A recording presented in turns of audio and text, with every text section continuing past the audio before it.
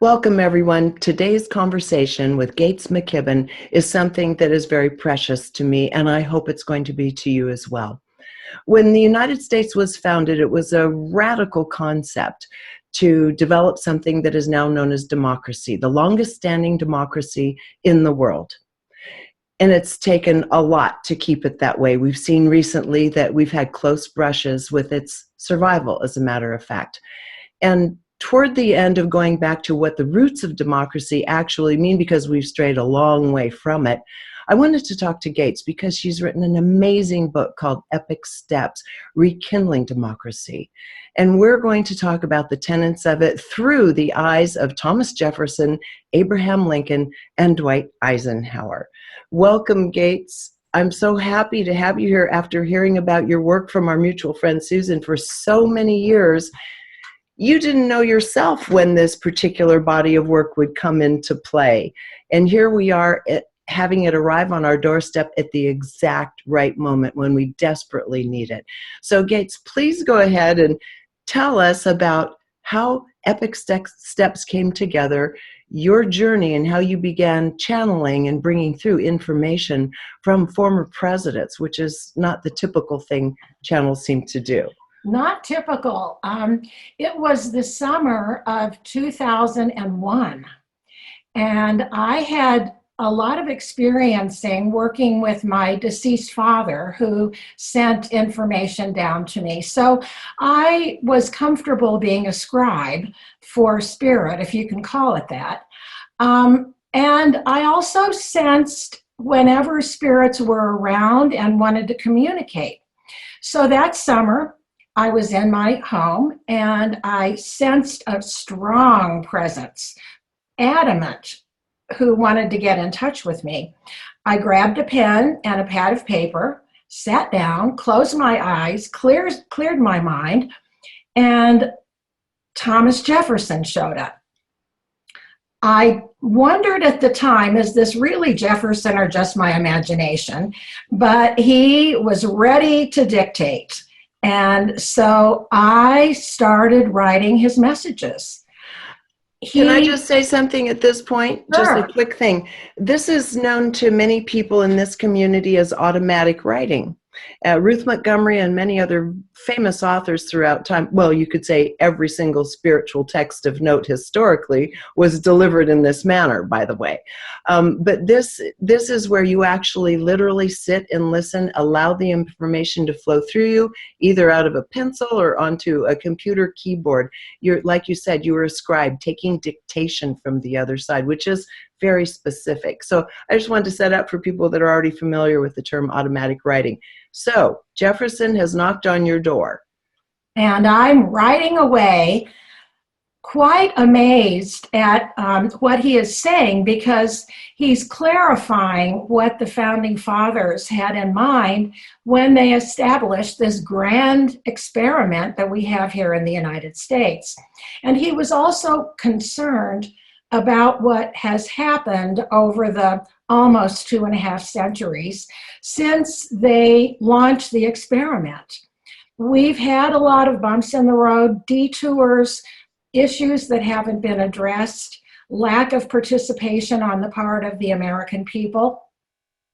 And so his messages combine the optimism of what the founding fathers had in mind, what they envisioned for us, as well as the realistic perspective of where are we now.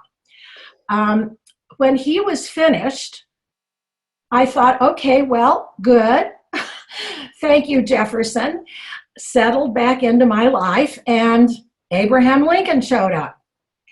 A very different voice. We've all heard a lot from Jefferson because so many of his speeches and his writings are available to us. I had to memorize the Gettysburg Address when I was in school. So, we know what Lincoln said. We know a lot about how he approached the issue of secession and the split that the Union experienced, that the Union called the United States experienced. But what we don't know a lot about is what he was experiencing, what went through his mind. Where was his spirit in the middle of all of this? Where was his heart? What was he trying to accomplish? So his messages, totally from the heart, explain that to us, provide context that, quite frankly, I don't think we have anywhere else. I would agree, Gates, and the voices are very different as you read them in the book. The crystal clarity of thought from Thomas Jefferson, I'll make a comment on that in a moment, but again, as you say, the very direct messages from the heart, and not in a syrupy way, of course, very practical, unique way from Jefferson, and then Dwight Eisenhower. It's really almost a warning to society. It's a warning. He says it's a call to arms, but not to military arms. It's a call for us to wake up and recognize what we've created on this planet, which is a massive amount of destructive force that at a moment's notice can be used to annihilate all of us. He explains how that happened. He also talks about how he warned us against it, he opposed it. And then he says, so what's the alternative? That's radical. That part is radical in today's world. What he proposes is natural as can be, the only way forward, but radical. So why don't we do this? Why don't we start moving forward through them in some of the content? Because what impressed me so much about this book, besides just the very high frequencies and clarity of the communication, is that these principles, even with Jefferson especially, I think, lining them out to begin with on very simple topics that are very much aligned with the great virtues of life, are principles for us to live by both personally and collectively. You can say, since we're having to rebuild the notion of democracy, certainly in the United States, I think we need to rebuild it from the ground up on a spiritual level.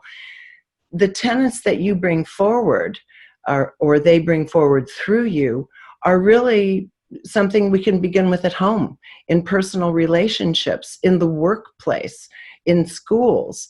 These are principles that work from the individual all the way up to the size of a government such as what we have in the United States. I love these guiding principles in life.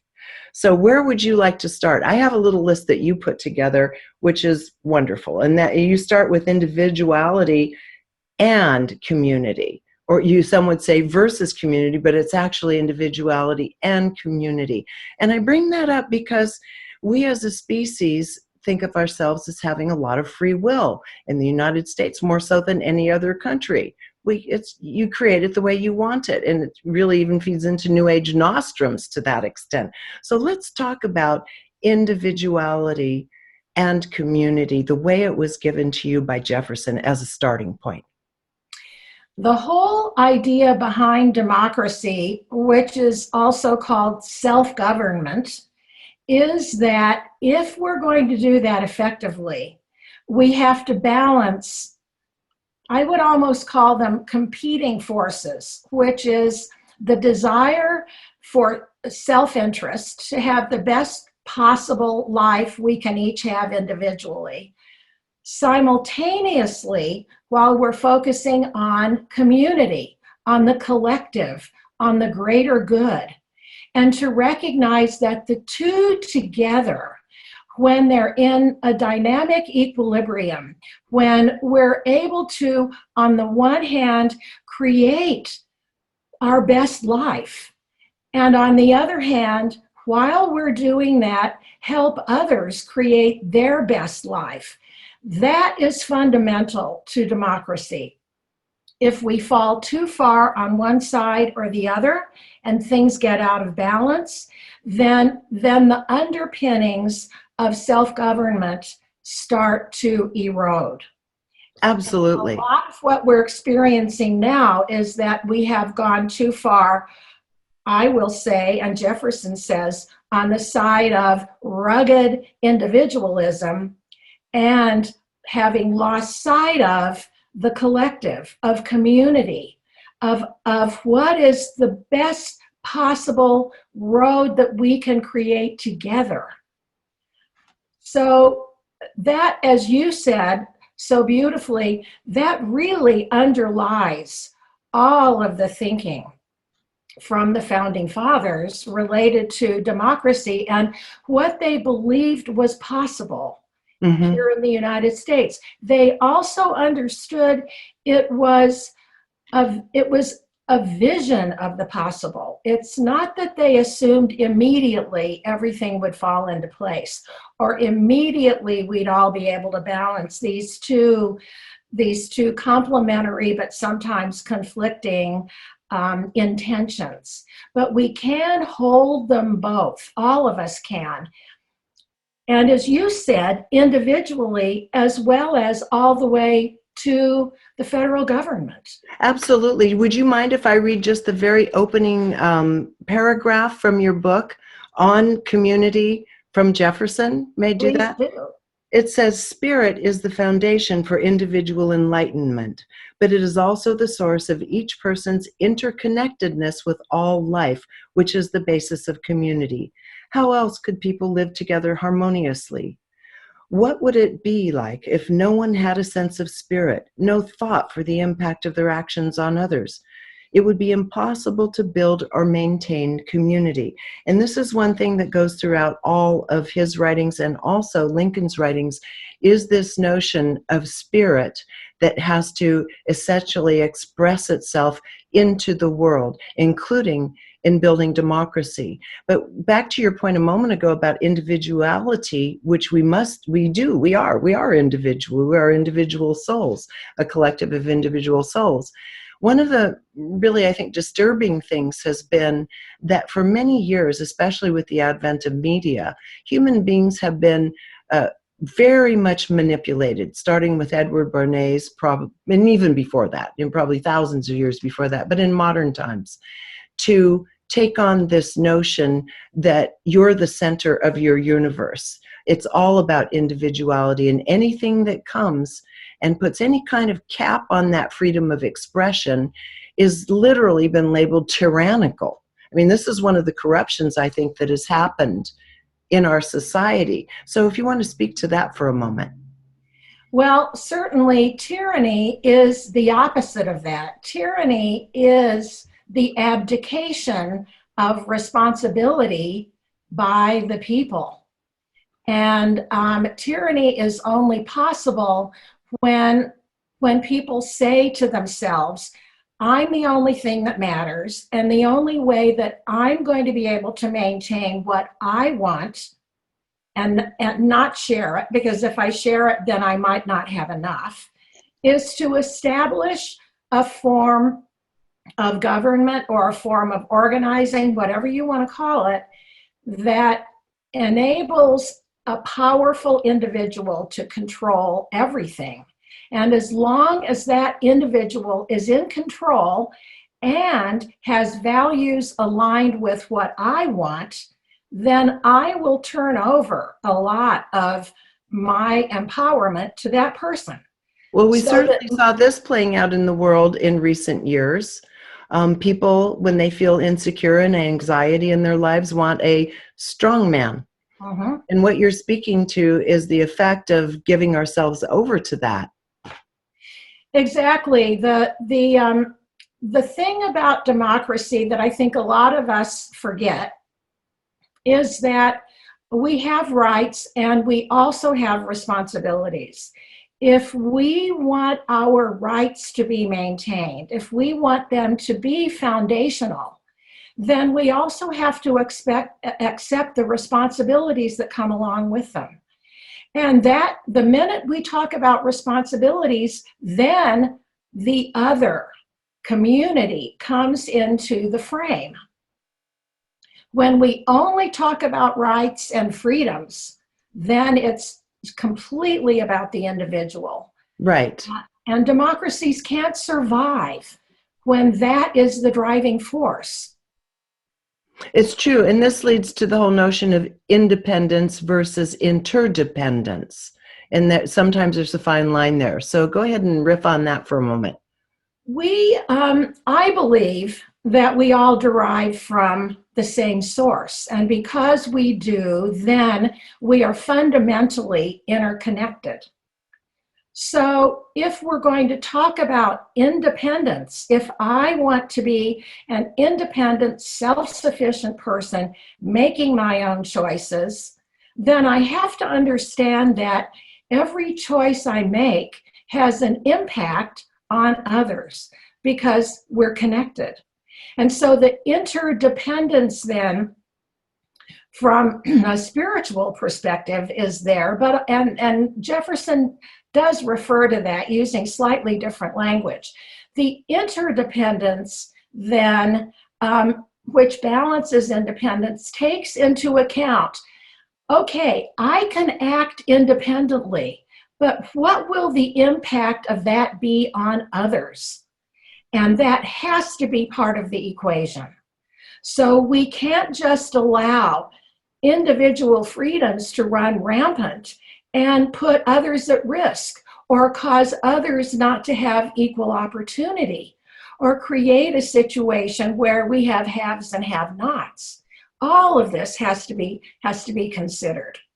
Indeed, and yet all of it has been very heavily politicized and cloaked in language that leaves people feeling as though if they have to give anything an inch from their own preferential way of living and seeing life, that they're somehow giving their power away, right? And then willingly giving our power away, on the other hand, to someone who claims that they're going to help us get our power back. It's just like, we have strayed quite a long way from where we started with this whole idea. And let's talk a minute. There's one of the chapters in there that I really liked. I might read a little bit out of it, called Voice, because within all of this, Jefferson maintained everyone has to have a voice. Everyone has to have a say if you're going to be involved in a true democracy. We have long abandoned our voices. Maybe in his day, the farmer had a voice with, the banker, with the politician, and that was certainly the view that they had in setting this up. This is long gone. And I think there's a really easy, not simple, but not easy per se way to start reigniting that in society. But I would just love you to talk about this notion of voice and how our voices became so distorted and so self-centered, and what kind of voice we need to bring ourselves back into some kind of harmony as a people. I believe along the way, we abdicated a lot of our responsibility as members of a self-governing democracy. It became an issue of, yes, I have the right to vote. Am I going to vote? Okay, I will. And then after voting, okay, I've done my job. I've participated in democracy. I'm done until the next election. And and even saying that, a lot of people were denied the opportunity to vote, or their opportunity was suppressed. But let's just talk about many people who thought my responsibility in a democracy is to vote. That's only a fraction of how involved we all need to be. We must remain informed. Exactly. We must be able to tell the difference between facts and fiction. We must participate. We must have active involvement in democracy through freedom of speech and freedom of assembly, so that we can contribute to the dialogue that's going on, the discourse that's going on, that keeps democracy alive. There will always be disagreement, but disagreement without respect does not create a forum for discourse or debate. It also precludes agreement. When there's disagreement and no respect, then agreement is absolutely impossible.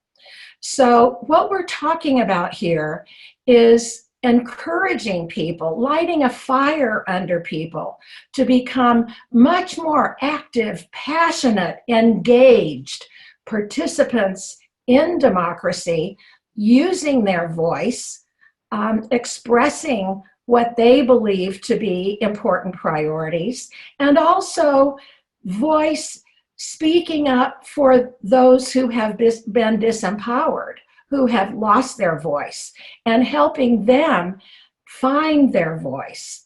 All of this is related to keeping a healthy democracy, which we basically have not done because we've been so focused on ourselves rather than on a healthy democracy. So well said. And we become complacent and entitled, comfortable enough with our roles that we don't have to do much except read headlines, watch the evening news, and that's considered an education. I hope you're enjoying this video, because if you are, there are dozens more like it on my site, all supported by people like you. So if you'd like to keep this work rolling in and join our community, just click on the Patreon button at reginameredith.com. That also gives you access to insider commentary, my live book club, and other live events with special guests. So join in. Thanks. We could read from so many passages, and thank you for addressing that one about voice.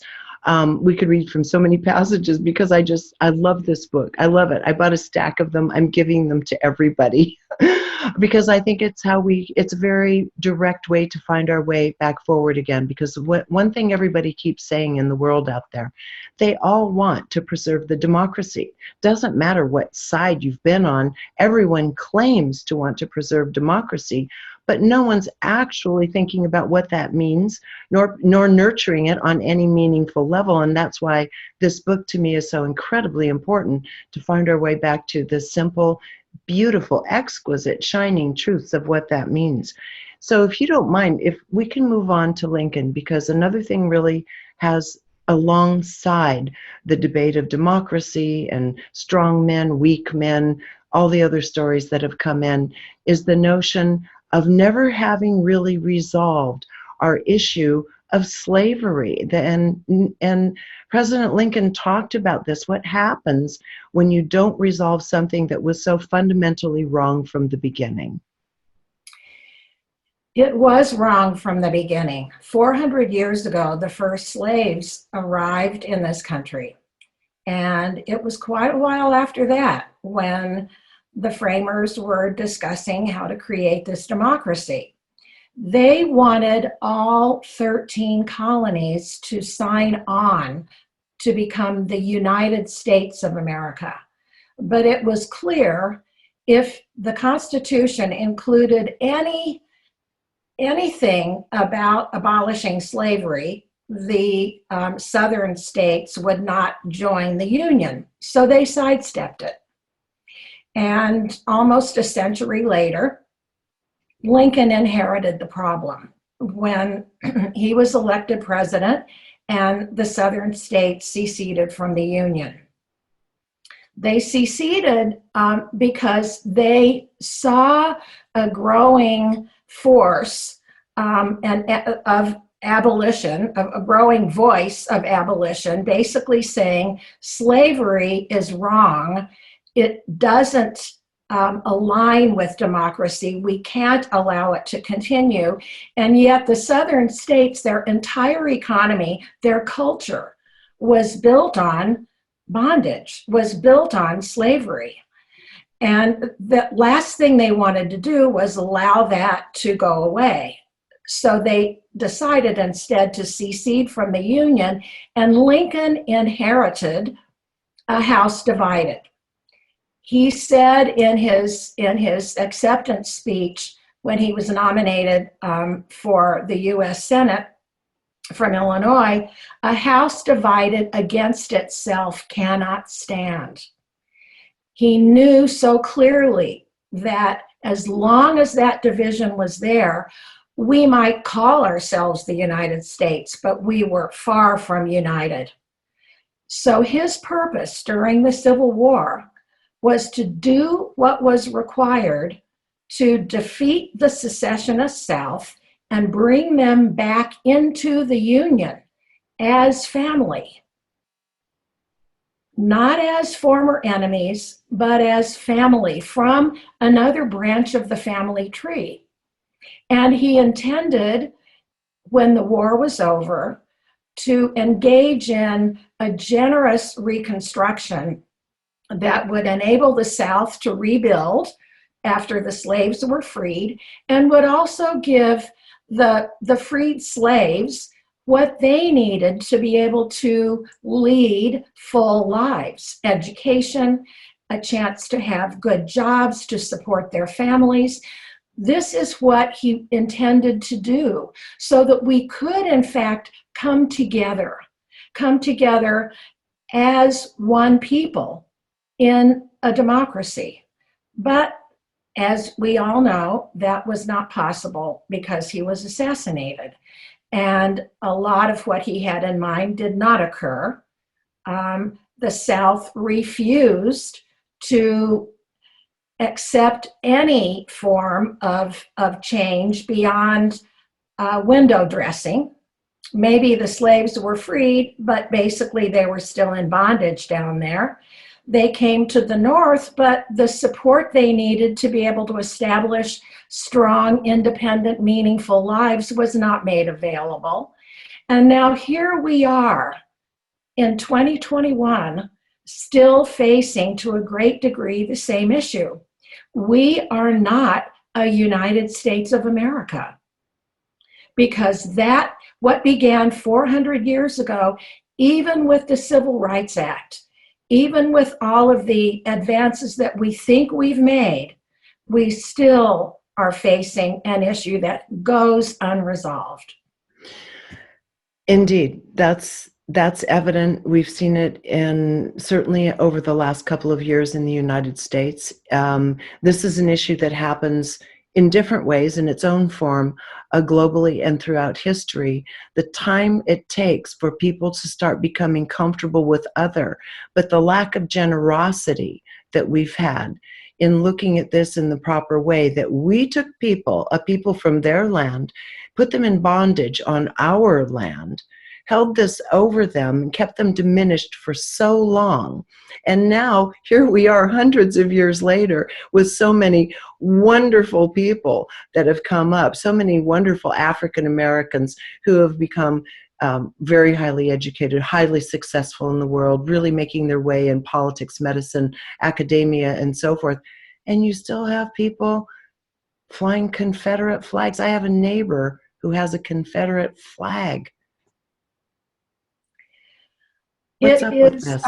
What is it going to take? What did Lincoln say to you? What is it going to take to finally heal this rift? Forgiveness. He talks a great deal about how forgiveness is the only path to unity.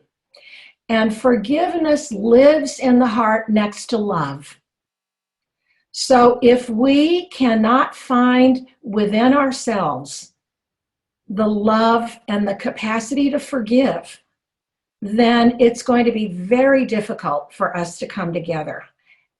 It starts with each of us. Yesterday I was on my hike and someone pulled up in a great big truck, and he stepped out of it. And I had a choice, either to acknowledge him and say hi or to walk on by.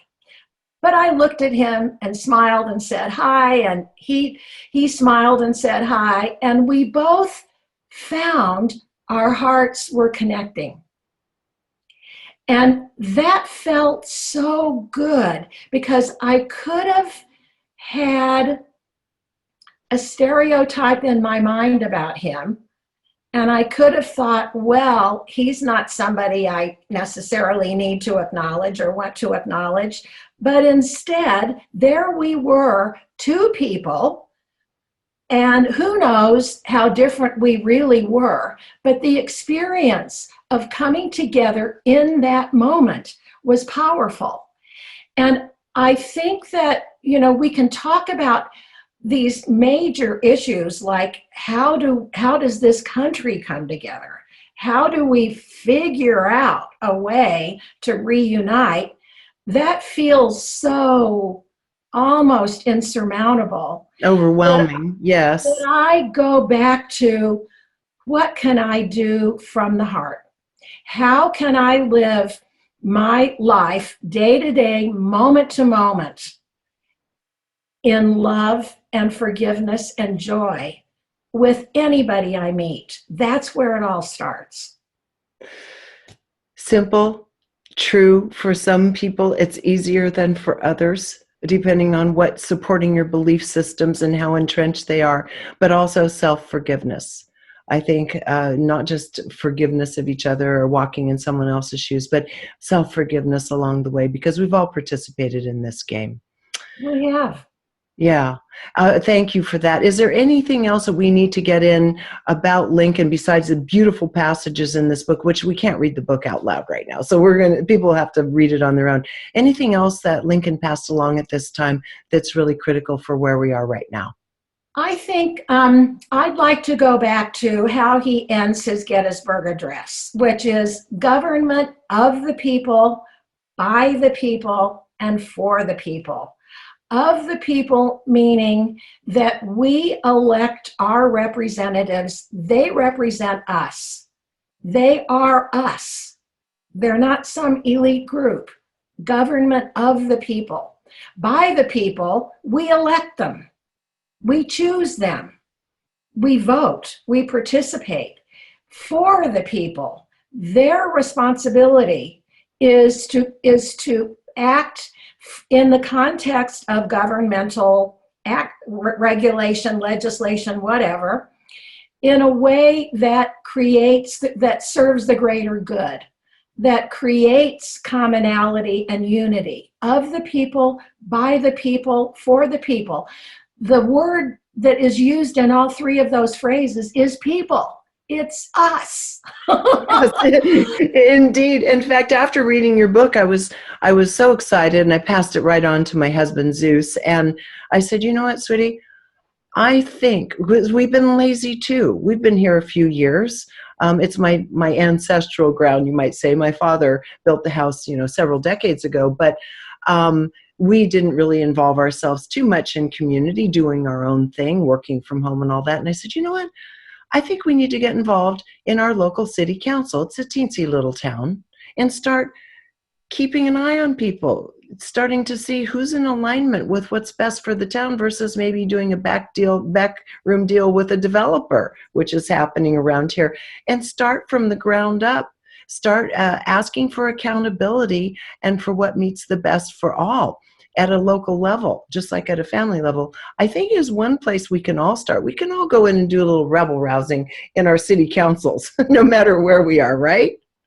Back to voice. Back to voice. Back to voice. Yeah. If we refuse to use our voice, or we are just too preoccupied to have a voice, then what can we expect? We certainly can't complain about decisions that are made. And so it does, I'm thinking, there's so much now about eating local, buying local, going to why not extend the whole notion of local involvement exactly the way you're talking about? I couldn't agree more. I really think that's a good starting place for us. Then we're vested in the outcomes at the increasingly high levels as well. I think it's super important. And your book actually is the first inspiration I've seen in decades that made me want to even go there. So I thank you, and I appreciate that. I tend not to be terribly civically involved, and I see now that I'm part of the problem as a result of that. Let's go to Could I interject Yes. one thing here? The title Epic Steps. You see, you are talking specifically to the title of the book, because if we each take steps in our participation in democracy, however we do it, the result can indeed be epic. And that's what you're referring to, epic steps. Absolutely. Okay, so now let's go to Eisenhower, because that I found that absolutely fascinating. A very different voice than the other two, very practical, very grounded, and again, issuing a warning to humanity, but also offering solutions. Eisenhower warned us when he left his presidency that the military-industrial complex had gained too much power, and we needed to be extremely careful about whether or not that was perpetuated. Before World War II, if you can imagine this, the United States was 19th in the world in terms of military capacity. 19th. We had hardly any. Mm-hmm. And then World War II occurred, and we developed a massive capacity to create munitions, to create everything needed to conduct war. Two things happened when that occurred. One is our governmental military offices began to get comfortable with all of the power they had after the war and having such huge budgets to work with. And American companies were very happy to have massive contracts. So the question then became, how can this be perpetuated? And Eisenhower talks about two different approaches to what we now call defense. One approach is posturing and permanence, which is the one that the United States followed because we had too many people who loved all of the power and all of the money that was being spent on defense. So posturing and permanence requires us to have a posture of being a major military presence. And permanence is, and it's going to be a permanent major military presence. But the only way to justify that is to have an enemy also engaging in posturing and permanence, which conveniently we had with the Union of Soviet Socialist Republic, with Russia. And so the two military bureaucracies engaged in a symbiotic relationship, convenient symbiotic relationship. Each perpetuated the absolute need for investment and for the other to invest in itself against. And deterrence then, because the idea was, well, now we don't want to use any of these armaments that we're building, but we have to deter the enemy from using theirs. So we always have to stay ahead of them. And it was a constant escalation that we saw for decades. And instead, what Eisenhower was hoping we would be able to engage in, which we had before World War II, with the idea of the reserves, is flexibility. Why don't we have a flexible military force? People in the reserves who are trained, whom we can call on if we need them, but if we don't, then there's no need to build up these massive forces. Of course, that didn't happen. And what we ended up with the terrorist attacks on 9/11 is a clear idea of how basically impossible it was for us to thwart that attack, because posturing and permanence doesn't allow the flexibility to be able to anticipate and actually engage in that kind of terrorist or guerrilla warfare. With all of that said, after Eisenhower explains this, his fundamental point is, we have created the capacity to annihilate the planet many times over. And the only path forward for us is to create global peace. And that comes from there are two paths to that. One is complete disarmament with the agreement not ever to produce another major weapon of war. And the other one is to take the resources that we invest now in fighting an enemy and use them for humanitarian purposes. Because if you think about the trillions and trillions of dollars we've invested in military capacity and how that could have been used to improve quality of life, not only in the United States, but across the planet, to create a true global community with virtually unlimited potential to come together, it's breathtaking. It's breathtaking that we are where we are now. It truly is. It truly is. Even thinking of something as direct and immediate, recent as trying to build a wall across the entire bottom of the United States, or at least the western part of it, rather than investing in the countries themselves, where the people are desperately struggling on many levels.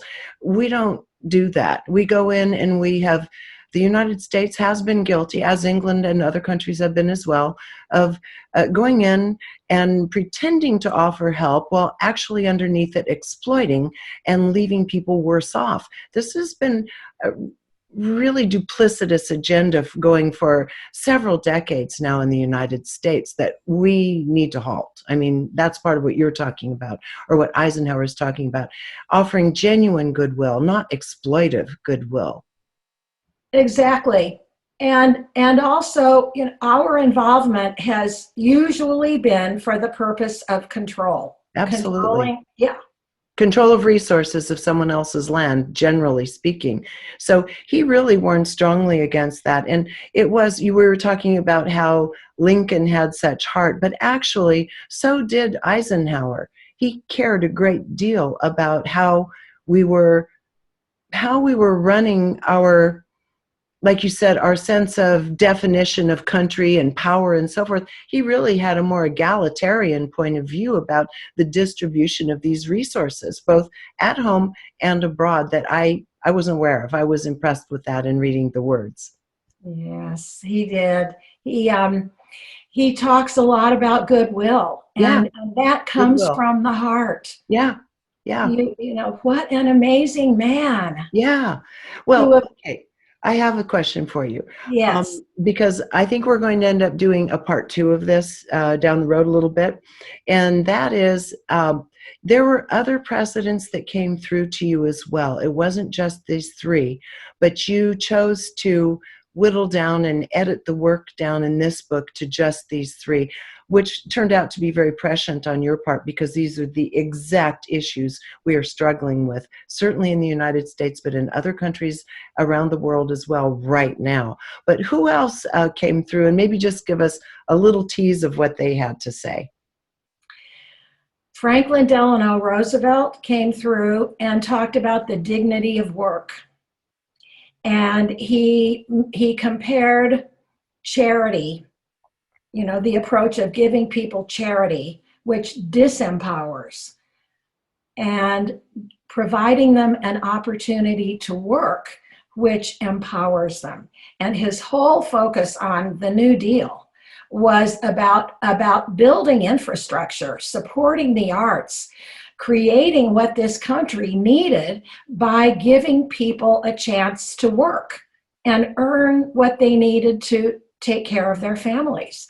So his focus was really on how the government can play a key role, not only in major projects, national projects, but also then in empowering the people who are working on those projects.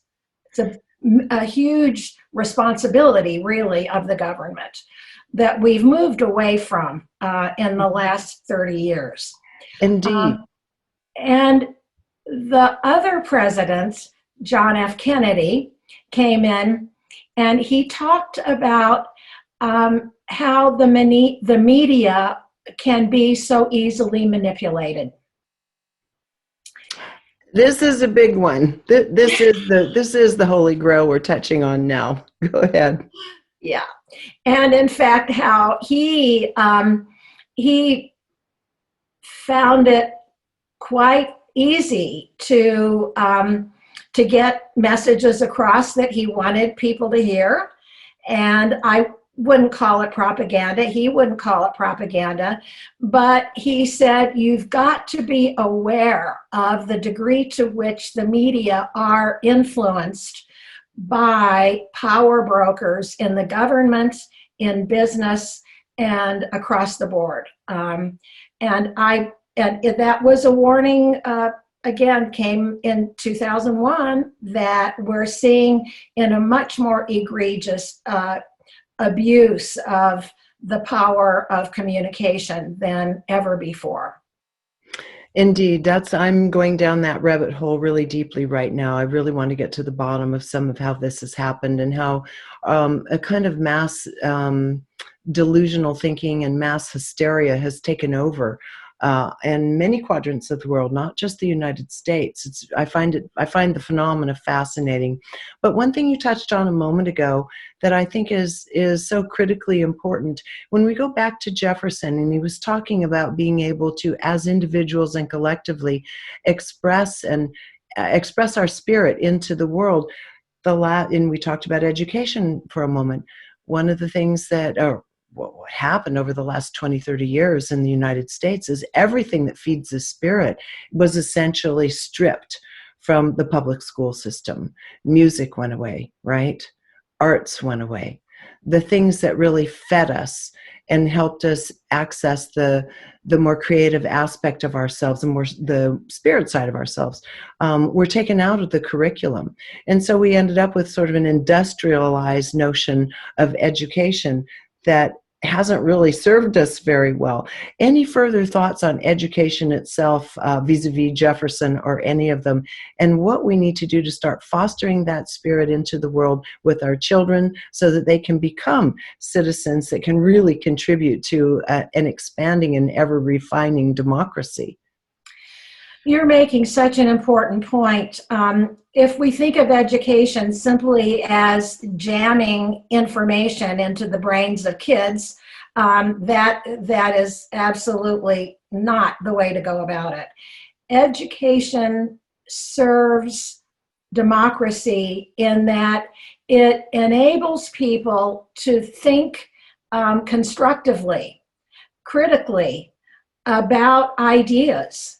They can get information and then consider, okay, what does this mean? Is it rooted in the truth?